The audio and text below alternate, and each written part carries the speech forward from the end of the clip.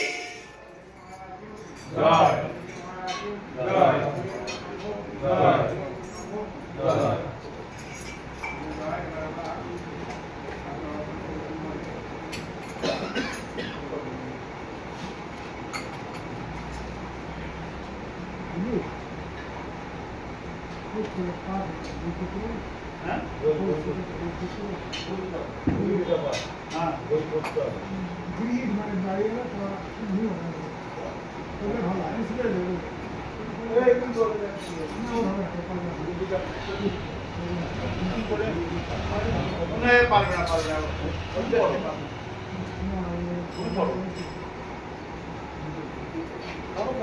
কি বাংলা করতে করতে ভুলি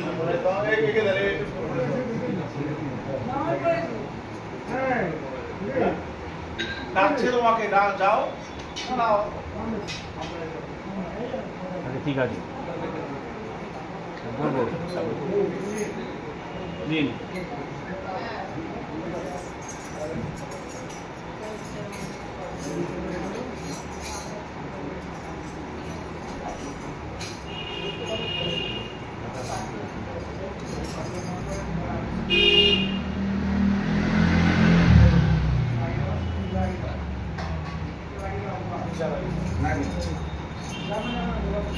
श्री गुरु पादुका शरण महापुर कोटि कोटि महापुरते कोटि कोटि दाने कोटि कोटि महायज्ञेर शुद्ध अनुष्ठाने যত ধর্ম যত পুণ্য না হয় পাবনে ততোধিক পুণ্য হয় পাদুকা শরণে কোটি মহামন্ত্র জপ কোটি তীর্থে স্নান কোটি কোটি দেব পূজা কোটি রত্ন দান তাহাতে যত পুণ্য না হয় সঞ্চয় পাদুকা শরণে ততোধিক পুণ্য হয় মহামারী মহারোগ আর মহোৎপাত মহাদোষ মহাভয় মহাজঞ্জাবাত মহাপাপ বিপদাদি আসিলে কখনো শ্রী গুরু পাদুকা মনে করিবে স্মরণ পাদুকা স্মরণে হয় ভয় নিবারণ পাদুকা মাহাত্ম্য এই করিলাম কীর্তন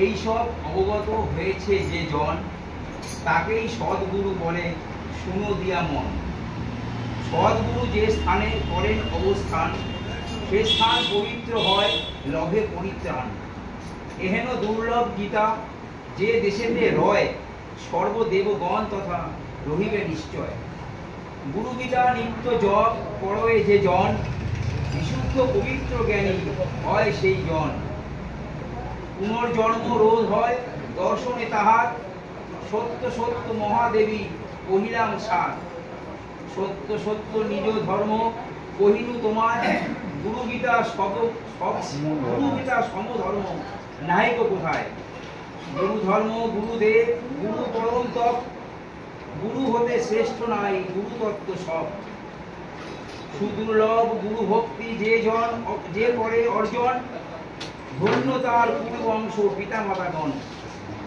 দেহ প্রাণ ইন্দ্রিয় বান্ধব স্বজন পিতৃমাতৃকুল আর যত ধনজন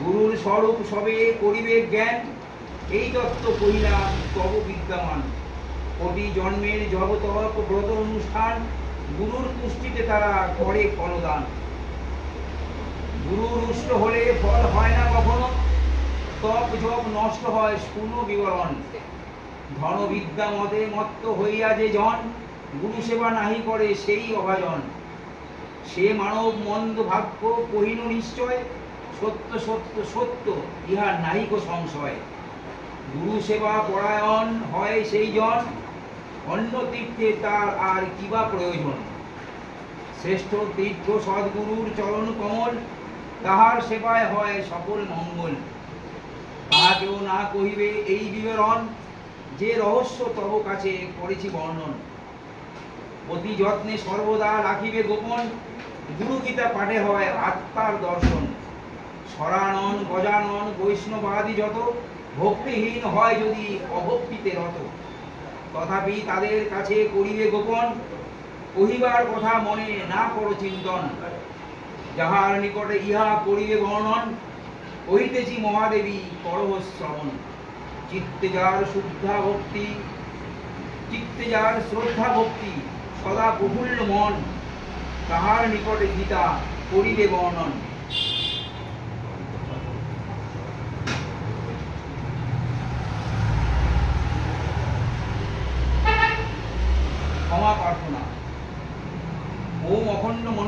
কপালং ব্যক্তম যেন চরাচরম তৎপদং দর্শিতং যেন তস্मै শ্রী গুরবে নমঃ। গুরু গীতা পাঠ যাহা করিলাম আমি, কত ভুল ভ্রান্তি তাতে করেছি না জানি। ছন্দবন্ধ উচ্চারণ অক্ষরের ভুল, মনের মালিন্য যাহার নাহি সমতুল। সে সকল ক্ষমা করো গুরু মহাজন, আমার পাঠ পূর্ণ করো এই নিবেদন। গুরু গীতা পাঠে হোক সুপ্রীতি তোমার, তোমার চরণে আমি নমি বারবার।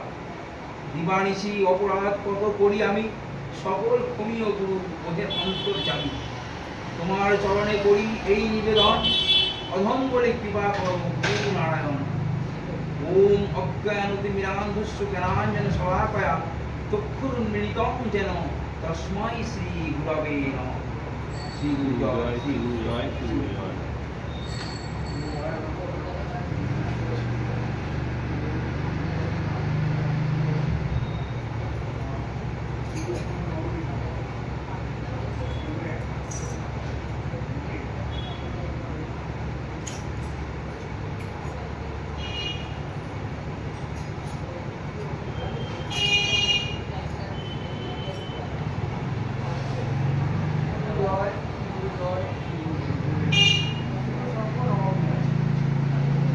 আমার শিষ্য ভক্তগণের জন্য আমি কয়েকটি বিধান প্রবর্তন করিয়াছি।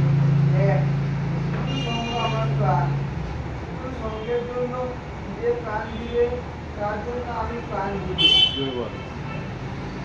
গুরু সঙ্গকে বাঁচিয়ে রাখাই আমার ঈশ্বরের লক্ষণ। যে শ্রীগুরুকে ভালোবাসতে পারিবে না তাকে আমি কিভাবে শিষ্য বলে মনে করতে পারি। দুই, যে স্থানে অন্তর্গত শিষ্য আছে সেই স্থানে একটু করিয়া যথাসম্ভ ভ্রমণ করিবে এবং সপ্তাহে বা পক্ষান্তে একবার করিয়া মিলিত হইয়া শ্রোতাদি পাঠ, বর্ণনা, গান, আধ্যাত্মিক বিষয়, ঠাকুর প্রসঙ্গ এবং মঠ আশ্রয় সম্পর্কে আলোচনা করিবে। তিন, যে স্থানে অন্তর্গত শিষ্য আছে সেই স্থানের উপযুক্ত নিয়মে মাতৃসঙ্গ স্থাপন করিবে। চার, প্রত্যেক শিষ্যকে নিজে মঙ্গলবার অবশ্যই করিবে। যেদিন সে অন্ন গ্রহণ করিবে সেদিন অন্নের অগ্রভাগ শিশুর উদ্দেশ্যে উৎসর্গ করতে হইবে। মঙ্গল ঘটে শিশুর উদ্দেশ্যে অন্ন না রাখিয়া নিজে অন্ন গ্রহণ করা অপরাধ। পাঁচ, প্রত্যেক শিষ্যভক্তকেই শিশু সঙ্গ আশ্রয়ে সাধ্যমতো মাসিক সাহায্য দিতে হইবে এবং শিশু সঙ্গ পত্রিকার গ্রাম হইতে হইবে। ছয়, প্রত্যেক শিষ্যভক্তকেই শিশু সঙ্গ আশ্রমে শতকর্ম জন্মোৎসবে এবং ব্রহ্মচারী করণীতে শতকর্ম মহাশ্রী মহাদেবকে সাহায্য প্রেরণ করতে হইবে। সাত, ভক্ত সম্মেলনে যোগদান করিবার জন্য সকলকে চেষ্টা করতে হইবে। আট, সম্মেলনে থাকা সঙ্গের উদ্দেশ্য। ক, আদর্শ গৃহস্থ জীবন গঠন। খ, ধর্মশক্তি এবং গ, ভাব বিনিময়। সম্মান্তর্গত শিশু ভক্তবৃন্দ এই আদর্শ করিয়া শিশুর নির্দিষ্ট ধর্মভাবে জীবন পদে পরিচালিত হওয়ার যথেষ্ট চেষ্টা করিবে। নয়, প্রতি শিষ্য হিন্দু ধর্ম পক্ষে বিশ্বস্ত গ্রহণ করি এবং পরস্পরের প্রতি মাতৃভাব গ্রহণ করি।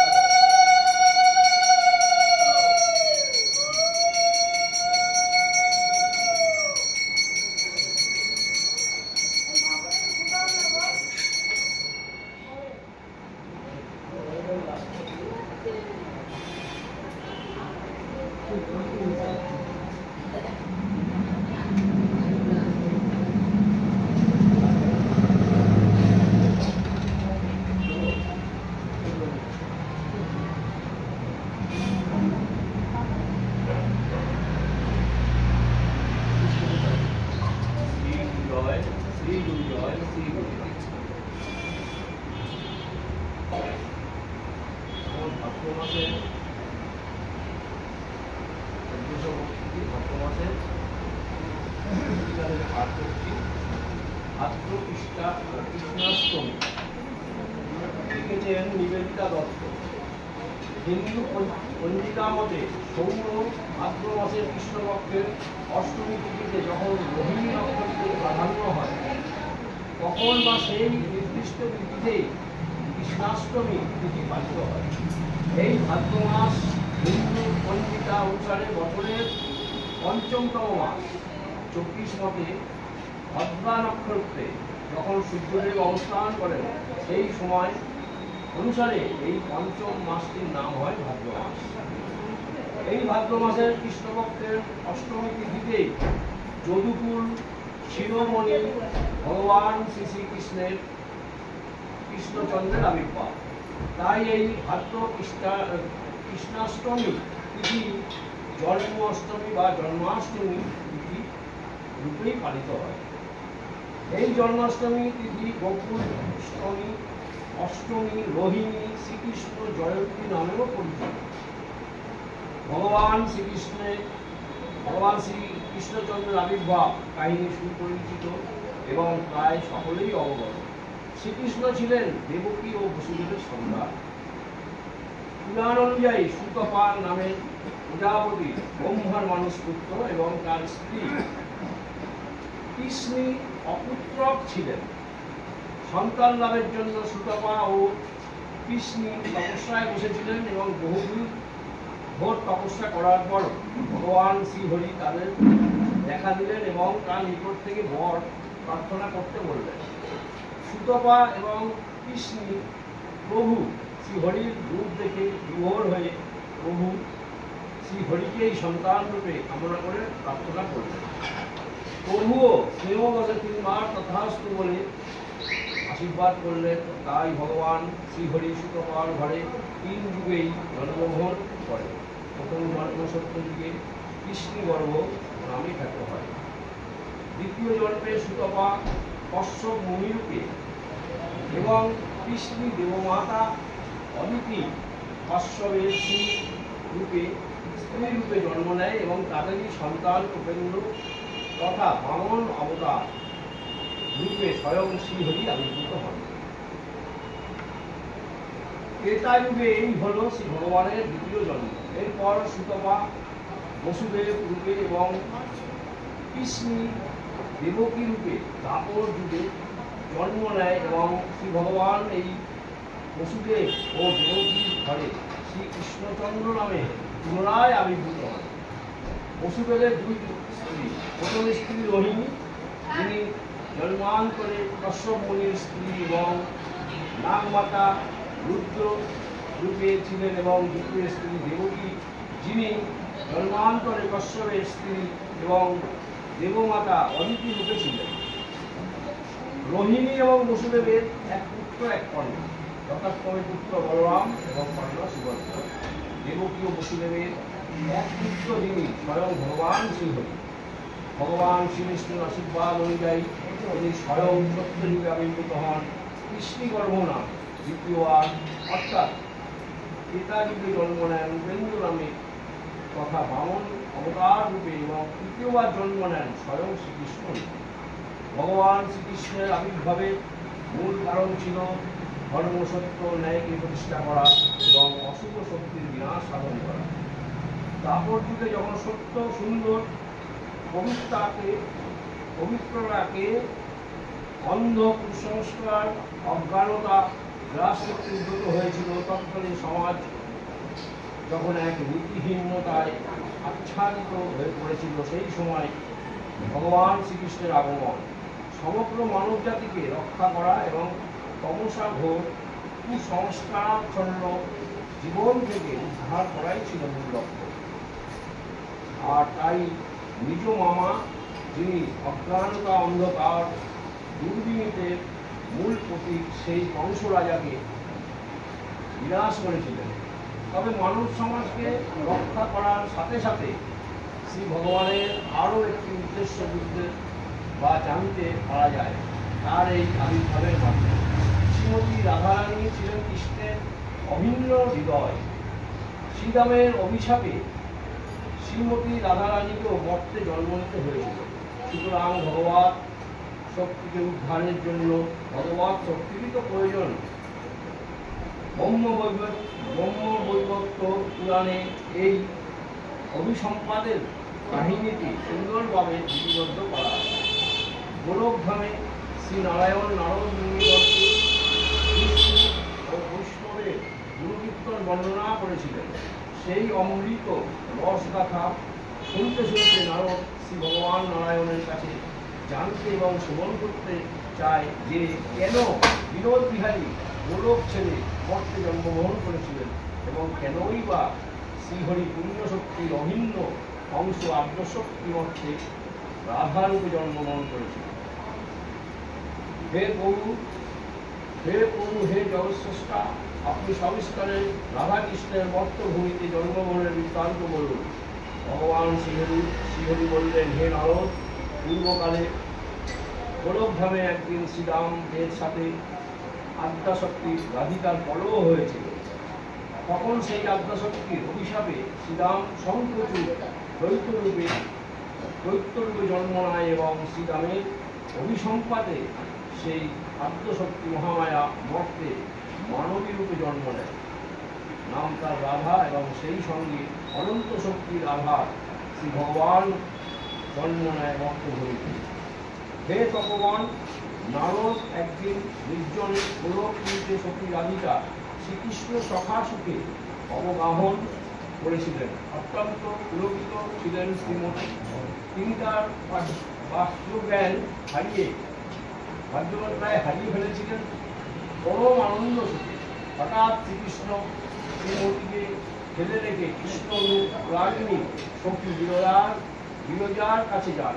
শ্রীমতী ভাগ্যজ্ঞান ফিরে আসার পর দেখেন শ্রীকৃষ্ণ আর কুঞ্জ কাননে নেই। সখীরা সব কথা জানিয়ে বলে যে শ্রীকৃষ্ণ এই মুহূর্তে বিরজা নামনি কৃষ্ণ অনুরাগিনীর সাথে কুঞ্জ থেকে কুঞ্জে ভ্রমণ করছে।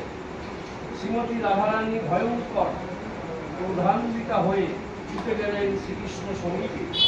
এদিকে বিরজাও সংবাদ পান যে শ্রীমতী ক্রোধানন্দ হয়ে তাদের দিকে হয়ে আসে। রাসমণ্ডলের কাছে আসতে রাধারানী বাধাপ্রাপ্ত হয় শ্রীরামের কাছে। শ্রীরাম পরিষ্কারভাবে জানায় শ্রীকৃষ্ণের অনুমতি ব্যতীত কাউকে রাসমণ্ডলে প্রবেশ করতে দেওয়া যাবে না। শ্রীমতী শ্রীরামের কথা উপেক্ষা করে জোর করেই রাসমণ্ডলে প্রবেশ করে। এদিকে এই কোলাহল শুনে শ্রীকৃষ্ণ বুঝতে পারে রাধিকা সখীগণদের নিয়ে এসেছে এবং সঙ্গে সঙ্গে চতুর্থবামণি ভগবান শ্রীকৃষ্ণ সেখান থেকে অন্তর্ধান হয়ে যান এবং শ্রীকৃষ্ণ অনুরাগিনী বিরজা রাধারানীর ভয়ে প্রাণত্যাগ করে। বিরজা নবীরূপ ধারণ করে। শ্রীমতী রাধা তার প্রাণ সখা কৃষ্ণ এবং বিরজা কাউকেই দেখতে না পেয়ে প্রধানকৃত অবস্থায় নিজ ভবনে ফিরে যান। এরপরে শ্রীকৃষ্ণ শ্রীরামকে সঙ্গে নিয়ে রাধা ভবনে গিয়ে উপস্থিত হলেন এবং রাধার ক্রোধ ও মান ভঞ্জনের জন্য শ্রীকৃষ্ণকে সামনে দেখে ক্রোধে উন্মত্ত প্রায় রাধারানী শ্রীকৃষ্ণকে তিরস্কার করে কটুকথা করতে লাগলেন। এদিকে ওই সকল বঞ্চনাময় বাক্য শুনতে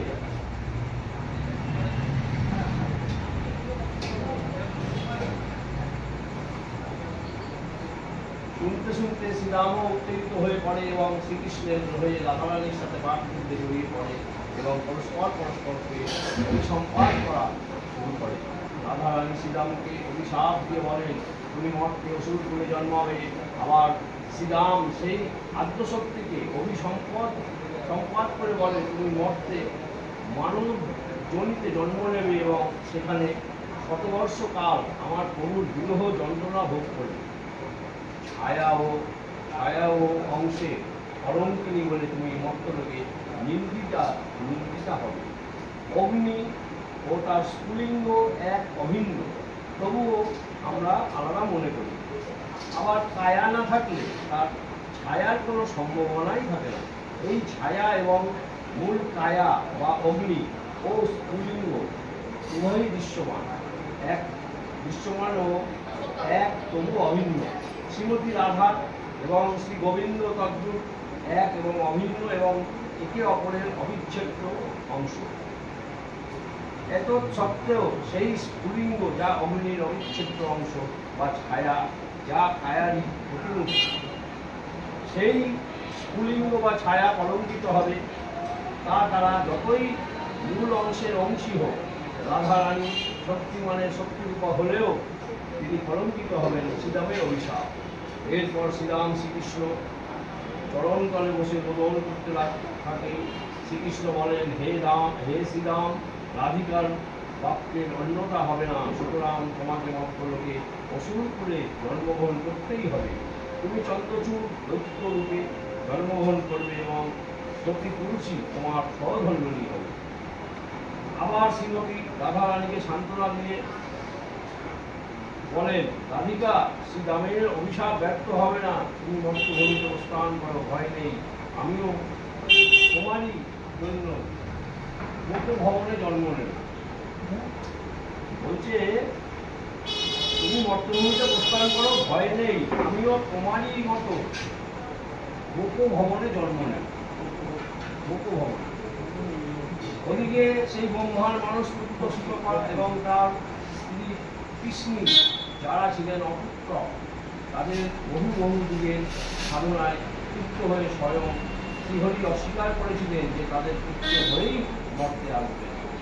তাই সত্যযুগে কৃষ্ণী গর্ভরূপে, ত্রেতা যুগে বামন অবতার রূপে সুতপা এবং অদিতির পুত্র রূপে, এবং দ্বাপর যুগে সুতপা, বসুদেব এবং অদিতি বা কৃষ্ণের দেবকী সন্তান রূপে ভগবান শ্রীকৃষ্ণ আবির্ভূত হয়েছিলেন।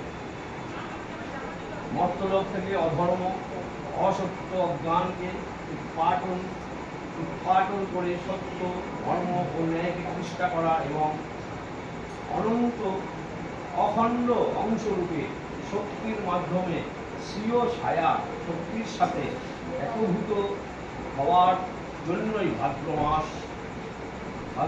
মাসের কৃষ্ণাষ্টমী তিথিতে তারই প্রেরিত গর্ভধার শক্তির মাধ্যমে স্বয়ং প্রভু মর্তে অবতরণ করেন জনার্দন শ্রীকৃষ্ণ। ভারতবর্ষের প্রায় সকল স্থানেই এই জন্মাষ্টমী উদযাপিত হয় এবং যথেষ্ট শ্রদ্ধার সাথেই জন্মাষ্টমীর ব্রত পালন করা হয়। লক্ষণীয় শ্রী ঠাকুর আমাদের সকলকে কয়েকটি ব্রত পালনের নির্দেশিকা দিয়েছেন, যা বাণী চিরন্তনীতে মুদ্রিত আছে। সেই ব্রত পালনের মধ্যে জন্মাষ্টমী ব্রত পালনের নির্দেশিকা ও উল্লিখিত আছে। প্রসঙ্গত উল্লেখ করি, এই শুভ জন্মাষ্টমী তিথিতেই 1352 বঙ্গাব্দে 13ই ভাদ্র ইংরেজি 1945 সালের 30 আগস্ট শ্রী ঠাকুর মহাপ্রভু শ্রীগুরু সঙ্গ প্রতিষ্ঠা করেন।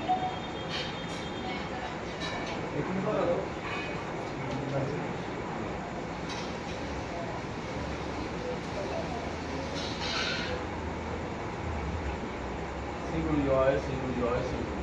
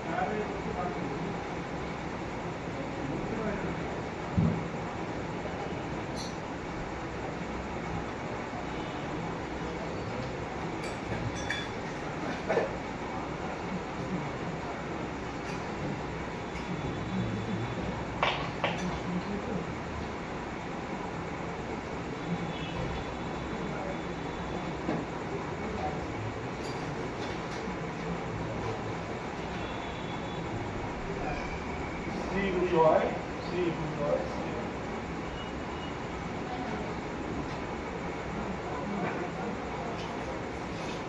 1431 বঙ্গাব্দের আশ্বিন মাসের পক্ষে থেকে পাঠ করছি। আমার উপলব্ধিতে শ্রীগুরু সঙ্গের শিষ্য শিষ্যাদের ধর্ম। লিখেছেন শ্রী প্রফুল্ল রঞ্জন দাশগুপ্ত। ধর্ম কি বা কাকে বলে? মোটামুটি সব ধর্মেরই একটি সামগ্রিক চিত্র বা রূপ আছে। বিভিন্ন বক্তারাও বিভিন্নভাবে ধর্মের ব্যাখ্যা করেছেন, কিন্তু শ্রীগুরু সঙ্গের প্রতিষ্ঠাতা আমাদের প্রাণের আরাধ্যতম দেবতার কথায় ধর্ম কি এবং শিষ্য শিষ্যরা কিভাবে সেই ধর্ম লাভ করবে, এখানে তাহারই প্রতিপাদ্য। শ্রী শ্রী ঠাকুরের কথায় কর্তব্য কর্মই ধর্ম। এখন প্রশ্ন, কর্তব্য কর্ম বলতে কি বোঝাতে চেয়েছেন? মানুষের যাহা করণীয়, মনুষ্যত্ব লাভ করতে হলে যে কর্তব্য করা দরকার তাহাই ধর্ম। এক কথায় মনুষ্যত্ব লাভের উপায় বা মনুষ্যত্ব লাভের সাধনায় ধর্ম। বলছেন মানুষের যা করণীয়, মনুষ্যত্ব লাভ করতে হলে যে কর্তব্য করা দরকার তাহাই ধর্ম। এক কথায় মনুষ্যত্ব লাভের উপায় বা মনুষ্যত্ব লাভের সাধনায় ধর্ম। এখন মনুষ্যত্ব লাভ বলিতে কি বুঝি? মানুষ থেকে মনুষ্যত্ব। মানুষ কথার অর্থ মান অর্থ পৃথিবী, খুশ অর্থ কথা, খুশ কথার অর্থ চেতনা। পৃথিবী সম্পর্কে যার চেতনা আছে তিনি মানুষ পদবাচ্য। এই মানুষ পদবাচ্য হতে গেলেই কর্তব্য কর্ম করিতে হইবে। এই কর্তব্য কর্মগুলি কি? কর্তব্য কর্মকে 3 ভাগে ভাগ করা যায়। পিতা মাতা বা গুরুজনদের প্রতি কর্তব্য, মানবের প্রতি বা জীবজন্তুর প্রতি কর্তব্য, ঈশ্বর বা ভগবানের প্রতি কর্তব্য। পিতা মাতার প্রতি কর্তব্য পালনে কিভাবে ধর্ম হয় তা দেখা যায়। গীতায় আছে শ্রদ্ধাবান লভেতে জ্ঞান। পিতা মাতার প্রতি শ্রদ্ধা দেখিয়ে কি জ্ঞান লাভ করা হয় তাহা একটি ছোট কাহিনীর মধ্যে বলা যায়। এক মণি ঠাকুর দিনের তপ জপ শেষ করে বৃক্ষ ছায়